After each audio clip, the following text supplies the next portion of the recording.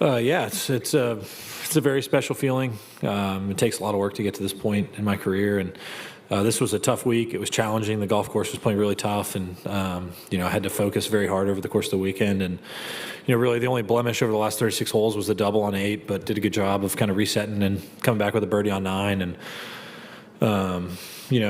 I guess this one was different than the PGA in terms of, I had a decent lead to start the day, but PGA I felt like I struggled a bit on the front 9, and then was able to kind of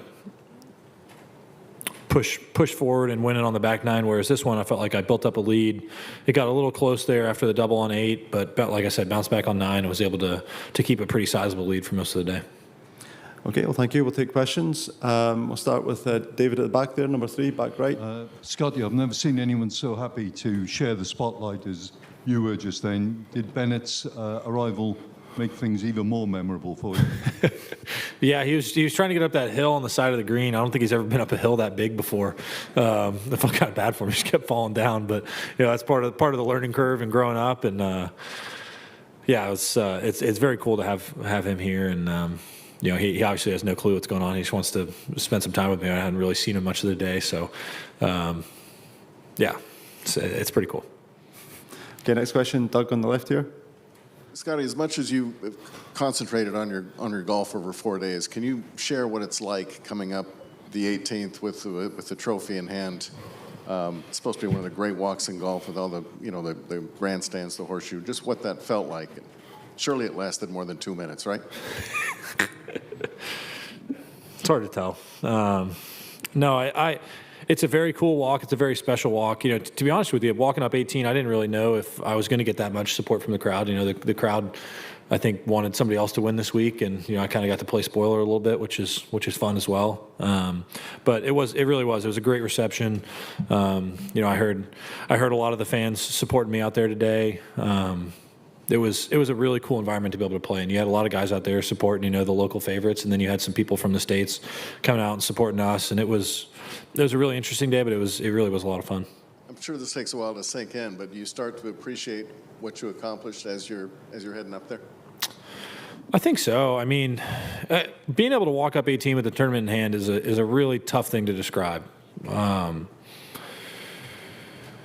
It's a really cool feeling. I have a lot of gratitude towards being able to accomplish something like this. It's taken a lot of work, and not only a lot of work, but it takes a lot of patience. And I mean, it's a high level of focus over 72 holes of a tournament. And this was, I felt like one of my best performances mentally. We did a really good job of staying in it all week.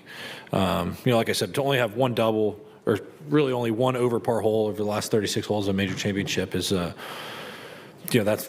that's how you're able to win these tournaments, just being able to do stuff like that. And it takes a high level of focus. And, Teddy and I did a really good job this weekend of being committed to what we're doing and, holding some key putts when I needed them. Okay, we'll go behind you, Mark, on the left. Hey, Scott. Left-hand side. Congratulations. Speaking of the focus you just talked about, obviously you're pretty stone-faced for four straight rounds. And when it was over, you let out a pretty good yelp. Could you describe that release of emotion? Is it a blackout moment? Do you know, even in that moment what you're doing, and just from then to to seeing your family, and knowing it's done, what that emotion is like? Yeah, I think it, like I said, it takes a high level of focus, and so I had a good sized lead most of the day today, but it's a major championship. You don't know what's going to happen. The golf course is challenging. I mean, I made a double on a hole where I felt like I was going to have a good chance to make a birdie, and you just don't know what's going to happen, and so it doesn't ever really feel like the tournament's won sometimes until the ball's in the hole. The golf's a funny game, and you got to stay focused for the entire tournament. And I did a good job of that. And then when I see my family afterwards, that's a pretty special feeling. It's one that's very hard to describe, but it's something that I'm very grateful for, and something that I'll hold on to for a long time. Okay, next question, just here on the left. Yep. Congratulations, Scottie. Easy question to go back to that quote earlier this week about it's going to be awesome for 2 minutes to win the Open. Obviously, your name appears now alongside some of the great names of this sport. Is it going to be longer than 2 minutes? Yeah, I mean, I think we live now in a day and age of where, clickbait is kind of what people look for, and you can shorten a 5-minute clip into 3 words. I think really underestimates what I was trying to communicate. Maybe I didn't do as effective of a job of what I would have hoped to in communicating that. But, at the end of the day, I have a tremendous amount of gratitude towards moments like these. I've literally worked my entire life to become somewhat good at this game, to be able to play this game for a living, and it's one of the great joys of my life being able to compete out here, and to be able to win the Open Championship here at Portrush is a feeling that's really hard to describe. I'm very fortunate to be able to come out here and live out my dreams. I grew up a kid in Texas that wanted to play professional golf. I grew up wearing pants to the golf course because that's what I wanted to do. I saw professional golfers like Justin Leonard, Harrison Frazier, those types of guys on TV wearing pants, and I was like, I want to be like those guys. So I used to wear pants to grow up to play golf, and it'd be 100 degrees out. I'd be way too hot. People would make fun of me, but that's what I wanted to do. I wanted to be a professional golfer, so I wore pants. And I don't know why I'm so lucky that I get to live out my dreams, but it's something that I'm very grateful for. And so if somebody's going to listen to the comments I had this week, I would encourage them to listen to all of it. And hopefully I did a good job of communicating that, yeah, this is amazing to win the Open Championship, but at the end of the day, having success in life, whether it be in golf or work or whatever it is, that's not what fulfills the deepest desires of your heart. Am I grateful for it? Do I enjoy it? Oh my gosh, yeah, this is a cool feeling. I can't wait to get home and celebrate this championship, with the people that have kind of helped me along the way. But at the end of the day, it doesn't fulfill the deepest desires of my heart. And but it's just tough to describe when you haven't lived it. Something I actually talked to Shane about this week was, just because you win a golf tournament or accomplish something, it doesn't make you happy. It doesn't. Maybe for a few moments, maybe for a few days, but at the end of the day, there's more to life than playing golf. But I'm pretty excited to go home and celebrate this one. Okay, next question, Jeff, right hand side. Sorry to transition to a golf question, but Love a transition, please. what went wrong on 16 today? On 16, it's just a hard hole, I guess. Seriously, what was your first impression of the hole and making 3 birdies in 4 days? Yeah, my first impression of the hole was the first day we played it. It was raining and blowing in out of the left, and I smoked a 3-wood to 30 feet, and I thought it was a pretty amazing shot. And then I was playing against Sam Burns in a practice round, and he hit through to about 25 feet and made it. And I was like, shoot, just hit a great shot, and I lost this hole still. But, it's one of the coolest views that I've seen in the game of golf, to be honest with you. Teddy and I were standing there. I think it was on Friday. We were kind of looking out. It was a day in which you had a bunch of rain, and there was rainbows on the other side, and you're looking out over the golf course on the right, and you got the huge bluffs by the ocean, and it's just mounds and hills, and then the town's kind of in the distance, and it's a really, really cool hole. And I was fortunate to be able to enjoy the walk with a putter versus having to go down there into the ravine and try and hit a wedge out. So I'm very grateful for the tee shots this week. But yeah, like you said, disappointed with the par today.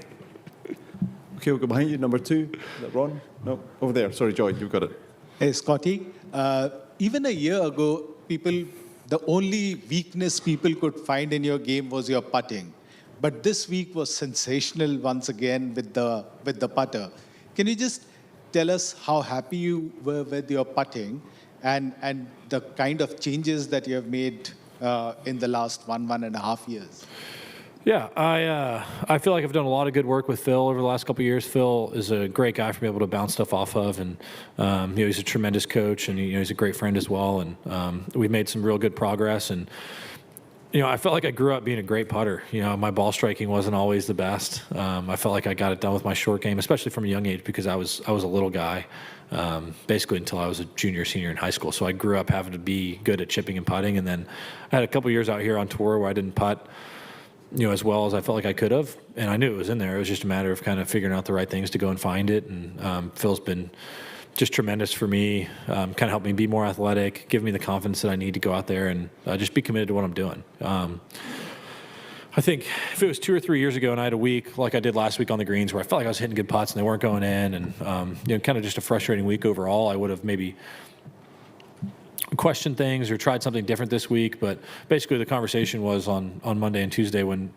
I was discussing things with Phil. It was basically like, Phil goes, how'd you feel last week? And I'm like, man, I felt like I did pretty good. I felt like I was hitting my lines, just the ball wasn't going in. And I said, really, the only thing I want to check is make sure that, my setup is good and make sure I'm lined up where I'm lined up at. And, Phil checked it, and we kind of went from there. I was lined up where I thought I was, and so I didn't really put much thought to it, and came out this week and, putted nice.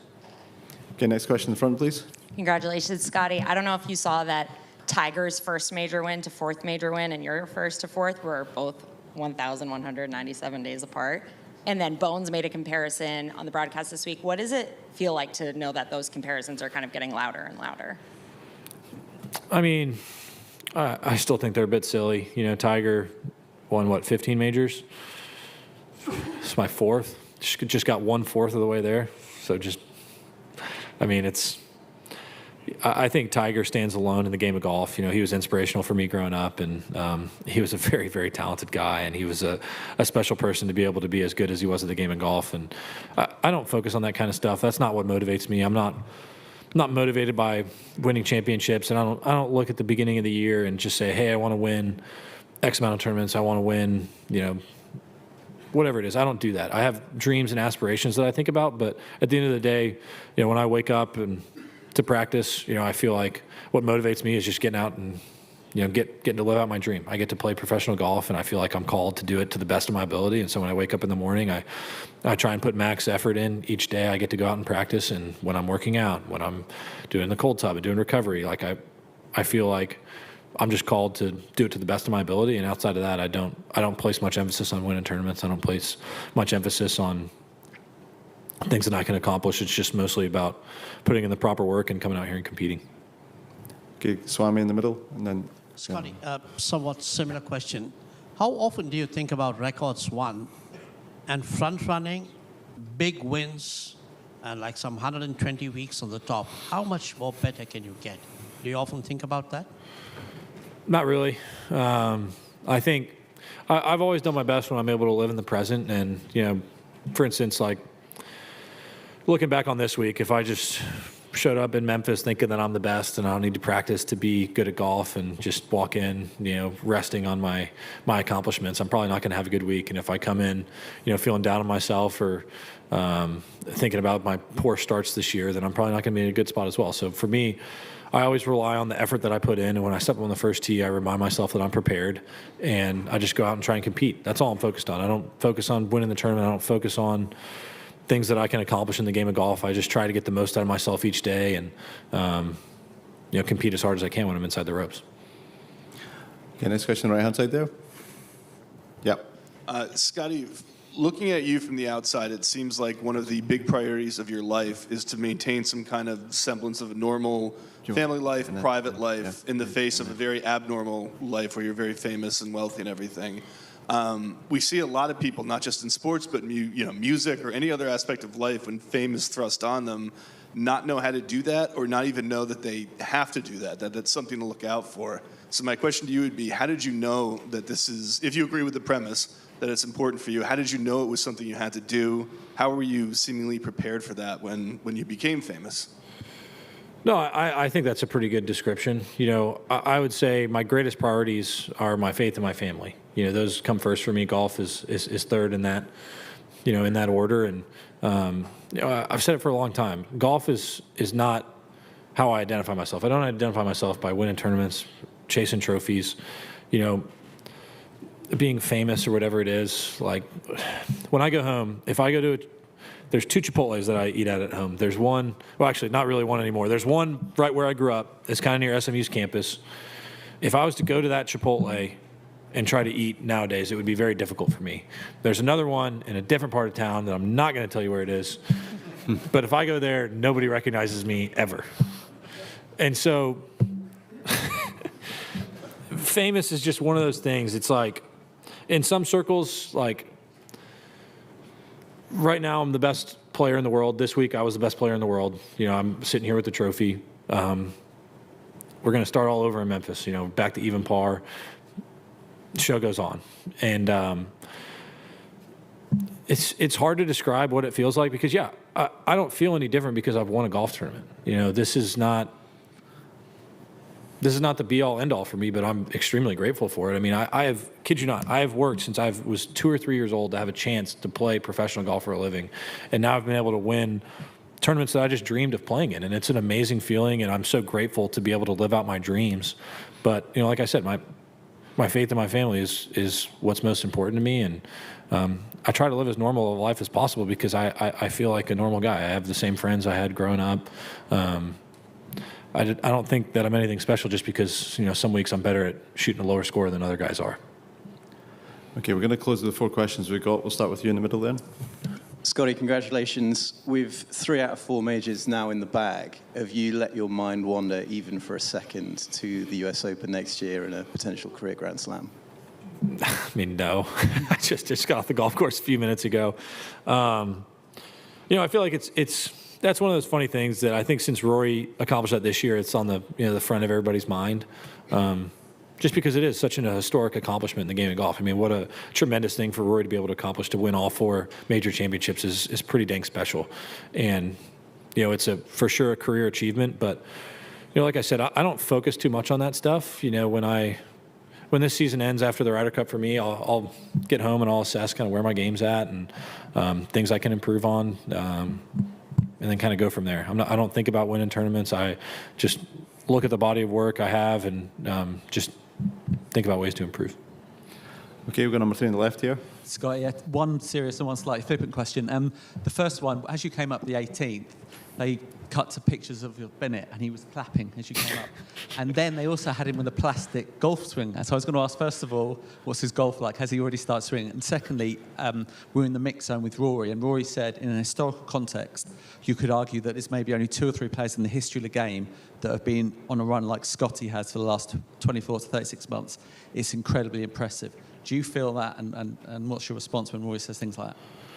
Well, I guess I'll start with the first part. Showing images of Bennett.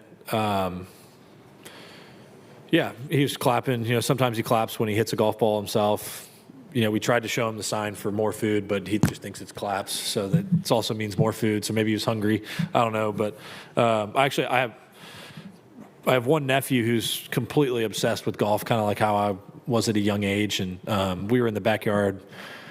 I think it was maybe during Colonial, maybe it was a little earlier than that, but actually it was during my sister's bachelorette party. So my brother-in-law came and stayed with me with his 2 kids, and Hayes was back there just hitting golf ball after golf ball, and Bennett loves older kids, and so he just kind of looked at him and was like, hey, I want to try that. So he sat down and started swinging the club back and forth, and so I put a golf ball down and he hit it. And to be able to occupy a 1-year-old with anything is probably a pretty good thing for them to be able to just focus on, and he likes it, and he doesn't know what a golf ball is, but he's either eating his golf club or he's hitting something with it, whether it be a piece of furniture or sometimes other kids. We're working on it.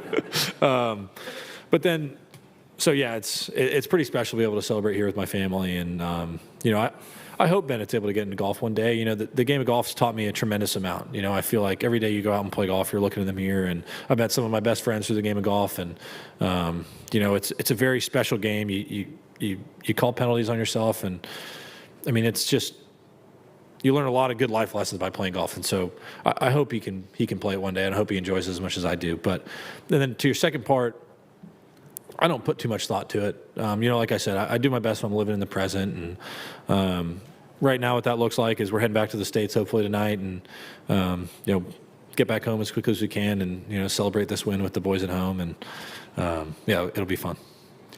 Okay, I'm sorry, we've only got time for one more question, so Michael, go with you at the front. Really okay, appreciate it. Scottie, briefly. could we just go back to the very first minute after you won the championship? You had a very modest response to winning, as you often do. But then when you saw your son, you threw your hat up and you became a different person. I was just wondering if you could walk us through that 1 minute internally. Yeah, every time I'm able to win a tournament, the first person I always look for is my wife. And where we walk off each day is usually on the right side, and I didn't see her at first, so I was like, oh my gosh, where's Meredith? What happened? She's not there. And as I kind of circled around the green, I saw my dad standing there, and I was like, okay, perfect, my family must be down there. And so I saw Meredith, and she's always the first person I want to celebrate with. She knows me better than anybody. That's my best friend. And it takes a lot of work to be able to become good at this game, and I wouldn't be able to do it without her support.